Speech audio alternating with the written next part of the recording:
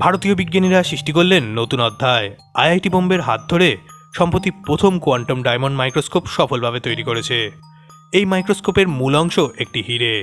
এখন কথা হলো, কি এই কোয়ান্টাম ডায়মন্ড মাইক্রোস্কোপ, আর এর কাজই বা কি? এটি হলো উন্নত মানের কোয়ান্টাম সেন্সিং ডিভাইস, যা ডায়মন্ডের মধ্যে নাইট্রোজেনের ভ্যাকেন্সি সেন্টার ব্যবহার করে চৌম্বকক্ষেত্র এবং অন্যান্য সূক্ষ্ম সংকেত শনাক্ত করা। উদাহরণ হিসেবে বলা যেতে পারে, যখন কোনো বস্তু থেকে উৎপন্ন চৌম্বকক্ষেত্রের এর উপর পড়ে, তখন তার কোয়ান্টাম অবস্থার পরিবর্তন হয়, যা অপটিক্যাল প্রযুক্তির মাধ্যমে সঠিকভাবে পড়া যায়। এই প্রযুক্তি ব্যবহার শুধুমাত্র পদার্থবিজ্ঞানের গবেষণায় নয়, বরং জীববিজ্ঞান ও চিকিৎসাবিদ্যা ও উপকরণ বিজ্ঞানেও বিপ্লব ঘটাতে পারে। এটি নিউরোসায়েন্সে ব্যবহার করে মস্তিষ্কের স্নায়ুকোষগুলির চৌম্বক সংকেত পর্যবেক্ষণ করা সম্ভব হয়েছে। এছাড়া খুব ছোট ছোট ইলেকট্রনিক্স ডিভাইস তৈরি করার ক্ষেত্রেও এটি সাহায্য করতে পারে, এবং এর সবথেকে বেশি ভূমিকা দেখা যাবে পরিবেশ ও জ্বালানি গবেষণার কাজে।